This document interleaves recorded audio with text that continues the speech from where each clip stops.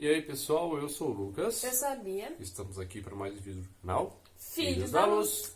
Hoje a nossa foto aqui atrás, aqui de novo é do Filhos da Luz. Aqui é do Clube de Aventureiros, que é este lenço aqui. Na semana passada, a foto era dos Desbravadores, que é este lenço. Agora é dos Aventureiros, que é este lenço. São muito parecidos, só que os Desbravadores eles cuidam dos adolescentes ali, das crianças e adolescentes a partir dos 10 anos, 10 para frente. E dos Aventureiros eles cuidam das crianças de 6 a 9. Então 6, 7, 8 e 9, Aventureiros. 10 para cima. Até 15. Até 15, mas depois depende da pra... Dá.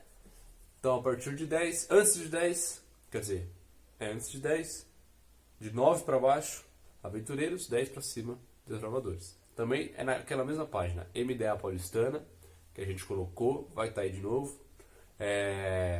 Facebook, no Instagram, na internet também, coloca lá, Aventureiros, Igreja Adventista do Sétimo Dia. Você vai ver também, tá bom? E se você tiver alguma dúvida, pode perguntar pra gente, pode entrar em contato com a gente, que a gente fala mais pra vocês, tá bom? Então este aqui é o lenço dos Aventureiros, este dos Desbravadores. Quer saber mais? Entra nas redes sociais, dá um Google, né, como que é a linguagem moderna. Nossa. Dá um Google e veja, então, mais um pouco sobre esses dois departamentos da igreja, beleza? Nossa música do dia Que é... vamos dedicar sobre ele. Da Qual que é o Amanda. nome da música? Sobre Não, eu ele. confundi muito. O nome da música é Sobre ele. Sobre Ele. Pode falar aí. Quem? Da Amanda Rodrigues. Amanda Rodrigues. Então a foto Vai aparecer aí. vai aparecer para vocês e logo depois 1 minuto para você orar. Tá bom? Então, você já viu, né, a capa da lição antes. Vai ter 1 minuto para a gente poder recapitular então essa lição. Então, foto da música e 1 minuto rolando para você.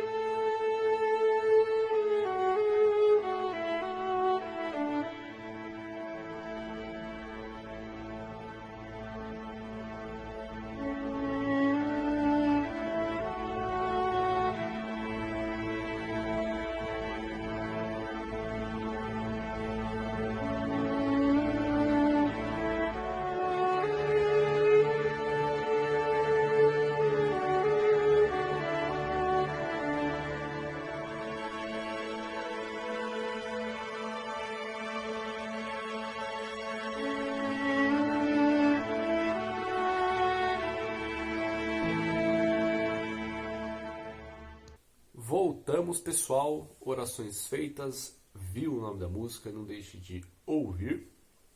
Então vamos para a nossa recapitulação. Recapitulação da Lição de número 2. lição de número 2 do primeiro trimestre de 2020, que tem como título Compreendendo as Profecias, que você já viu, tá? O texto-chave, o capítulo... Não, na verdade, é bom, enfim. Fácil. O texto-chave dessa lição de número 2 é o texto que está lá em Daniel, capítulo 2, verso 1 até o verso 30, tá? Daniel 2, 1 a 30 é o texto, o trecho-chave dessa lição de número 2. E nós destacamos aqui o verso 19, tá? Que fala o seguinte. Então foi revelado o mistério a Daniel numa visão de noite. Daniel bendisse o Deus do céu. Então, este verso mostra o que Daniel fez depois que recebeu a bênção, que a sua oração foi atendida. O que Daniel fez? Bendisse a Deus, o Deus do céu. Daniel bendisse o Deus do céu, ou seja, ele louvou, ele exaltou, ele glorificou a Deus pela bênção, pela resposta que ele havia tido. né?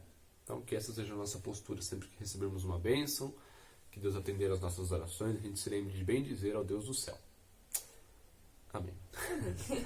Bom, a lição dessa semana, a primeira pergunta que a gente vai soltar para vocês a gente está falando então de profecias. Na lição da semana passada falamos sobre um segredo para entender as profecias, que é a temperança. Agora, a pergunta que eu solto para a gente entrar no tema é: quais são os pré-requisitos para a gente entender as profecias? Quais os pré-requisitos para a gente poder entender, para a gente poder compreender as profecias? Para responder? A lição ela trouxe principalmente duas. Sim. Duas que meio que subdivide em mais duas, mas tudo bem. De uma forma geral, a lição trouxe dois pré-requisitos principais para a gente entender as profecias. Sim. A temperança, que foi na lição passada. A temperança que falamos, né, que ela já se junta aí com a relação, com a comunhão com Deus. Faz parte, lembra que a gente falou, né, que a temperança é o resultado e tal. Então a temperança com a comunhão com Deus, né? E a oração. Oração. Então, os dois pré-requisitos que a lição trouxe para a gente entender as profecias, então é a temperança, a comunhão com Deus, né, que faz parte da comunhão com Deus, e a oração, só que não é uma oração mecânica, uma oração muito formal, aquela oração travada que você faz antes de dormir, antes de comer, quando você vai sair de casa, aquele negócio que está até decorado já. Aquela oração que você escreve as mesmas palavras todo dia.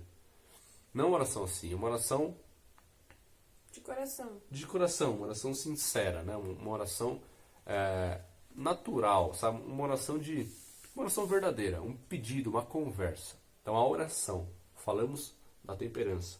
Essa lição traz a oração como sendo um outro ponto, um outro requisito para a gente entender as profecias. Então tenha isso em mente. Oração. Oração. E como estamos falando da história de Daniel, né?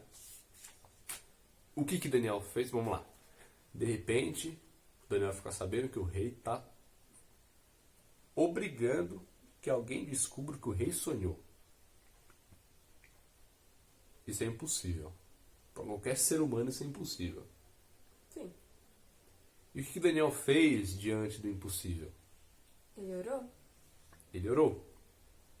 Daniel foi em oração. Foi buscar a Deus em oração. Né? E ele juntou ali os amigos dele. Sim. Né? Os seus 3 amigos, eles se juntaram para orar. Então, a primeira coisa que Daniel fez quando ele soube desse impossível, que se isso não acontecesse, o que ia acontecer com Daniel? Ele ia morrer. Ele ia morrer. Todos iam morrer. Ele, seus amigos, todos os demais sábios. Então, bateu o impossível. Vixe, isso é impossível. E era impossível, literalmente. Não tem como um ser humano saber o que outra pessoa sonhou assim. A não ser por uma inspiração. Então, Daniel, quando se deparou com o impossível, a primeira coisa que ele foi fazer, orar. Se reunir para orar, né? E antes Daniel foi orar para ele poder compreender os propósitos, né? Para ele poder compreender, para ele ter essa bênção, essa revelação. E essa revelação veio depois da oração. E com certeza a gente sabe, já falamos sobre isso, que o Daniel, ele não recorria a Deus só quando o negócio apertava. Daniel, ele andava com Deus. Sim. Né? Isso mostra a temperança que ele teve, mostra isso. A fidelidade que ele teve mostra isso. Então, o Daniel andava com Deus. Então, ele sabia quem buscar diante do impossível. E Daniel recebeu essa bênção como resultado de uma vida que ele já tinha. Então, Daniel tinha uma vida de comunhão e a bênção que ele recebeu foi um resultado a isso. Né? Tenta explicar um pouquinho nas palavras que eu estou dando uma... Não, tá certo, pode continuar explicando. vezes você fala de uma forma mais Não, fácil. vai, pode falar. Eu não sei se vocês estão entendendo a ideia. Me ajuda a explicar a ideia pra eles. Então, a bênção que Daniel teve, ela foi um resultado. Resultado de uma dieta saudável que ele tinha, da temperança que ele tinha e da vida de oração que ele tinha, da comunhão que ele tinha com Deus. Porque ele vivia isso, porque esse era o seu estilo de vida, né? E pelo fato de ele ter esse estilo de vida, então ele teve essa bênção. Ele alcançou essa bênção.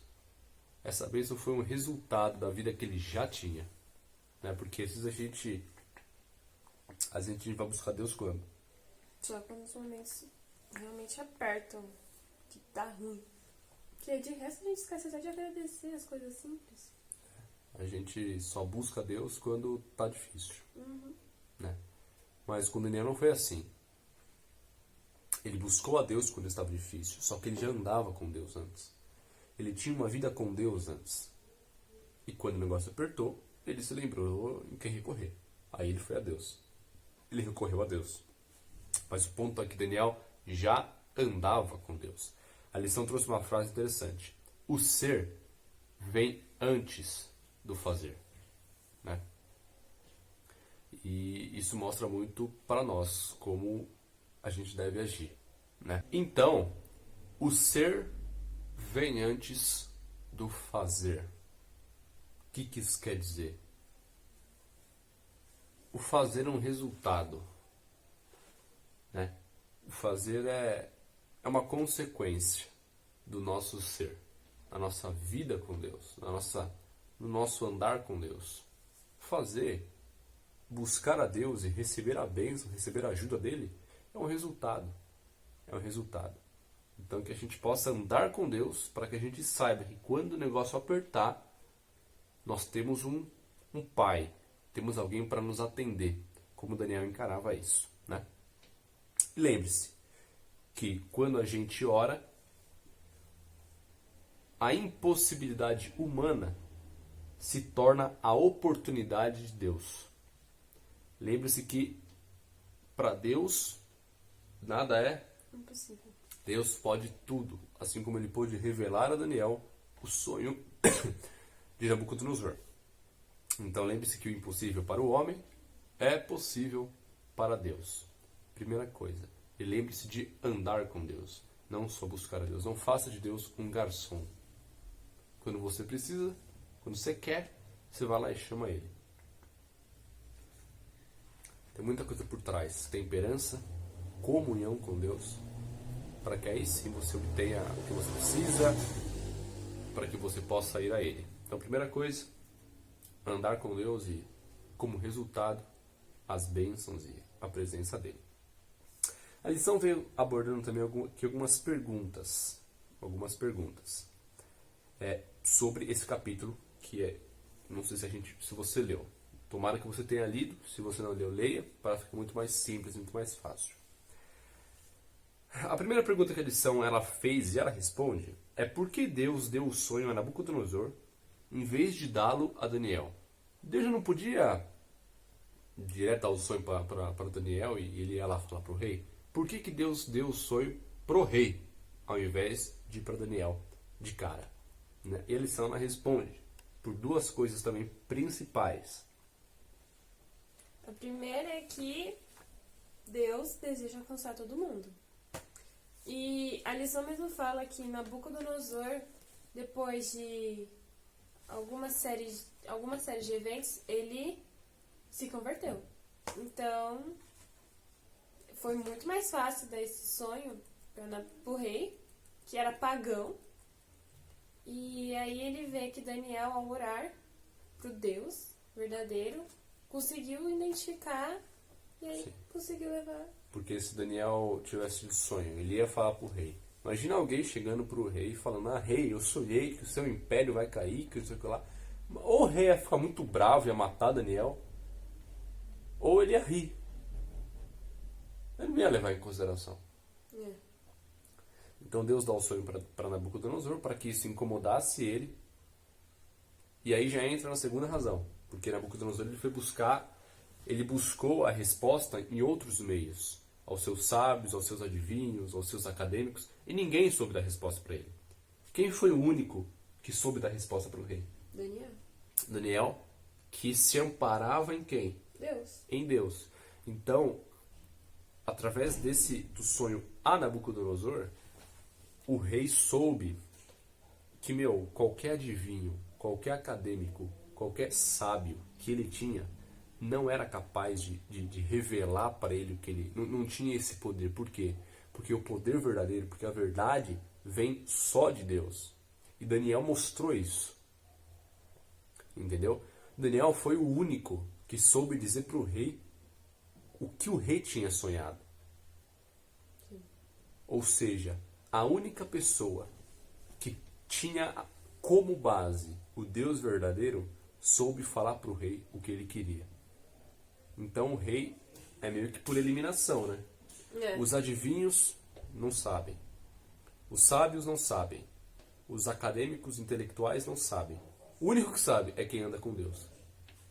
Então você faz uma regra de 3, né? Uma coisa bem básica. A verdade, ela vem de onde? De um único meio.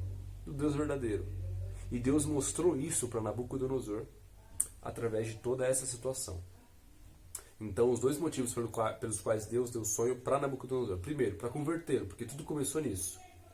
Para que isso incomodasse ele e a partir daí ele tivesse esse incômodo, para que então Deus tivesse a oportunidade de mostrar que a verdade só vem dele, que a verdade só vem da palavra de Deus. E Nabucodonosor entendeu isso, graças a essa situação e graças ao sonho que Deus deu para ele. Tá bom? Então acho que deu para entender aí os dois principais motivos pelo qual Deus deu o sonho para Nabucodonosor. A outra pergunta que eles estão tratando é por que a oração foi necessária para Daniel receber a revelação. Então, também a gente pode colocar em duas coisinhas principais, né? A primeira é que quando a gente ora, a gente se coloca numa posição de quê? De dependência. Sim. Né? A gente mostra que a gente precisa. Sim, a gente mostra que a gente precisa de Deus. Que a gente se mostra humilde, dependentes de Deus. Né? E a partir daí, quando a gente ora, a gente permite que Deus haja em nosso favor. A gente sabe que nós estamos em um grande conflito. Até já falamos sobre isso, sobre o livro que fala disso, há umas semanas atrás. Nós estamos em um grande conflito. E a oração é o meio que a gente permite que Deus intervenha em nosso favor. Que Deus, a gente fala, Senhor, pode agir. Porque esse grande conflito tem regras. E Deus respeita regras. Ainda que ele seja dono de tudo, ele respeita o livre-arbítrio, ele respeita as escolhas. E quando a gente ora, a gente se coloca numa posição em que a gente fala, Senhor, por favor, age. Por favor, ajuda a gente. Né? Se reconhecendo dependente, humilde, reconhecendo que nós, em nós mesmos, não temos poder, a gente não consegue nada. Daniel poderia chegar em casa e ficar pensando, se lamentando. A primeira coisa que ele fez? Chegar e orar.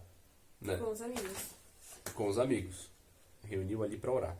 Demonstrando dependência, humildade e permitindo então que Deus intervisse em seu favor. Então essa é a segunda pergunta. A terceira pergunta e última. Qual é o significado do ato de Daniel ter se reunido com seus 3 amigos para orar? E aí? É bem aquela passagem, né? Onde 2 ou mais estiverem reunidos em meu nome, lá eu estarei. É uma bênção. A oração em grupo é uma bênção, mas isso não diminui a necessidade da oração, vamos dizer, individual não deva ser feita. Sim. Então, Então a oração em grupo ela é muito importante, principalmente em horas de crise. Com certeza você já viu aí, se você faz parte de uma igreja, pessoas que se reuniram e oraram juntas e tal. E foi o que Daniel fez, ele reuniu seus amigos juntos. Então 4 pessoas ali no mesmo propósito oraram a Deus. E a oração, ela em grupo, ela é uma bênção, principalmente em momentos de crise, né? Então a Bíblia mostra a relação essencial que existe entre a comunidade espiritual e a revelação divina. Comunidade é muito importante na vida cristã, mas isso não substitui a comunhão pessoal, a oração pessoal, né? A gente vê Cristo se dedicava à oração sozinho. Ele passava ali horas da madrugada orando sozinho. Orava com os seus discípulos, mas a gente vê Jesus nos evangelhos orando muito sozinho, né? E o cristão também deve se dedicar à oração em grupo, com certeza, mas também sozinho. A sua relação com Deus, você e Deus. Comunhão, você e Deus. Por quê? A gente busca ter uma comunhão com Deus, a gente busca ter um relacionamento com Deus. E qual que é a base de qualquer relacionamento? Conversa. Nesse caso, oração. Não, de qualquer relacionamento. Entre pessoas conversa. mesmo. Entre pessoas. A conversa. Então, num casamento, num relacionamento namorados, entre amigos, se eu tiro o contato, se eu tiro a conversa, se eu tiro a conexão entre as pessoas, é impossível ter o resto. Pensa no marido e numa mulher. Se eles não se relacionam entre eles, assim, não tem conversa, não tem conexão, não tem diálogo, você não vai ter família. Você não vai ter uma boa criação dos filhos, a família não vai crescer, as pessoas não serão felizes, não vai haver um lar feliz. Se você tem 2 amigos e você não tem conexão entre eles, vocês não são amigos.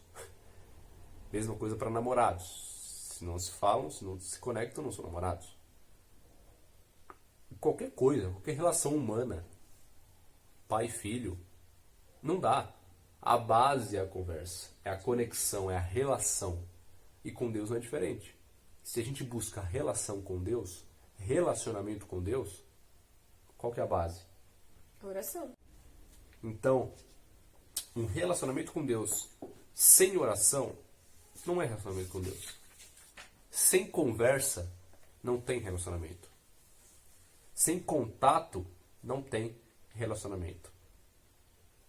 A lição trouxe a seguinte frase: a oração é o meio que o céu disponibiliza para a nossa conversação diária com Deus, nosso relacionamento com o Criador. Então lembre-se que sem conversa não há relacionamento. Você quer ter um relacionamento com Deus? Você entende que você precisa ter um relacionamento melhor com Deus? Vocês precisam conversar. Deus é todo ouvidos. Ele sempre quer falar, só que a gente tem que querer. Sim. Em momentos de oração, em grupo, mas sem deixar de lado a oração individual, a comunhão individual. Então, lembre-se, qual foi a atitude de Daniel para ele poder ter a bênção que ele teve? Para ele, como a gente falou no verso 19, Daniel fez o quê? Bendisse. Bendisse o Deus do céu, louvou o Deus do céu. Por quê? Porque ele alcançou a bênção que ele pediu. Por quê? Porque ele tinha contato com Deus. Por quê? Porque ele orava. É um ciclo. É um ciclo. É um ciclo. A gente anda com Deus, a gente se relaciona com Deus, ora, tem uma vida com Deus, e aí a gente pede, as coisas começam a acontecer, e a gente louva, e as pessoas conhecem ao Deus pelas coisas que acontecem através de nós, como aconteceu com Daniel. Pelo fato da vida de Daniel ser da forma que era, pelo fato de ele andar com Deus, ele não morreu, ele salvou os outros sábios, e Nabucodonosor se converteu por causa de um homem que andava com Deus. Tantas e tantas pessoas foram salvas. E Nabucodonosor, o rei, foi convertido. Esse é o impacto de uma vida com Deus, que tem como base, O relacionamento. que tem como base, A comunhão. que tem como base Temperança. a conversa. Conversa. Temperança também, mas a gente consegue colocar temperança quando a gente tem um relacionamento, que tem como base. A base do relacionamento? A comunhão. A conversa. A conversa. Tá com comunhão na cabeça, meu. Eu gosto de comunhão. Então lembre-se, a conversa é a base de tudo. A oração é a base de tudo. Então a gente respondendo ali, o título da lição é Compreendendo as Profecias. Como compreender as profecias? Tendo conversa. Conversa. Junte a conversa com a temperança. A comunhão com a temperança. A oração com a temperança, para que as coisas fluam, para que sua mente esteja apta para entender, para aprender, para viver, para que Deus te use, para que outras pessoas conheçam a Ele. Lembre-se, a oração é essencial, fundamental.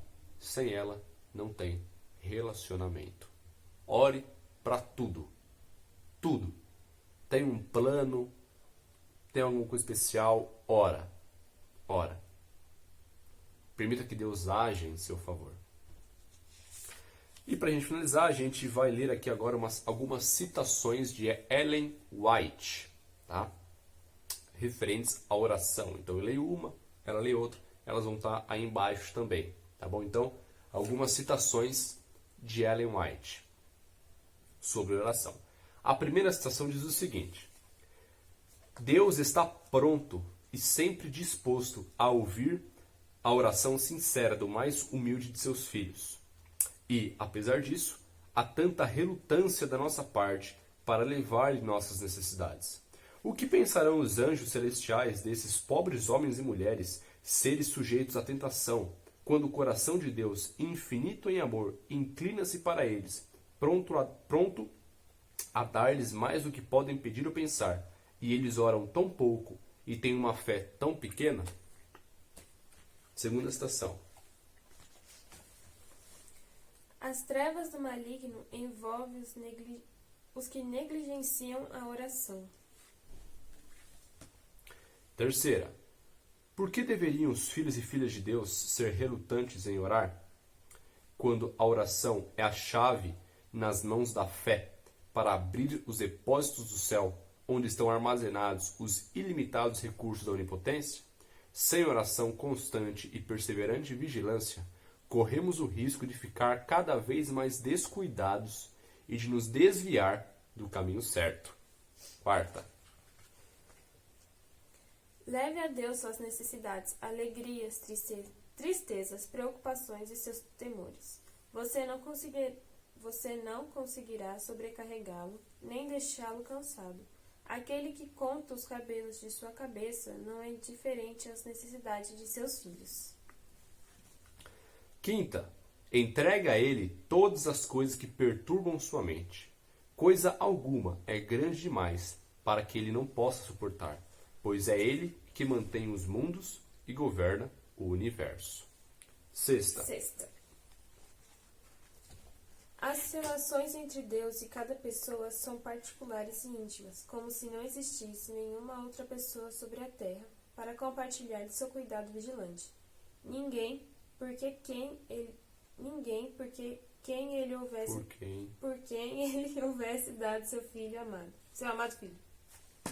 E a sétima e última citação: nada do que de alguma forma diga respeito à nossa paz é pequeno demais para que ele não perceba.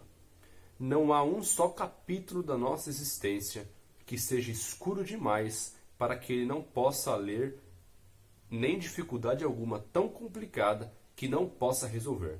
Nenhuma calamidade poderá sobrevir ao mais humilde de seus filhos, ansiedade nenhuma que lhe perturbe o coração, nenhuma alegria que possa ter, nenhuma oração sincera que lhe saia dos lábios, sem que seja observada pelo Pai Celestial, ou sem que lhe desperte imediato interesse. Pense nisso. As citações estão aí embaixo. Leia com calma, reflita nelas. e entenda o poder e a importância da oração. Vamos orar? Vamos orar, falando de oração, vamos orar. Oremos. Pai,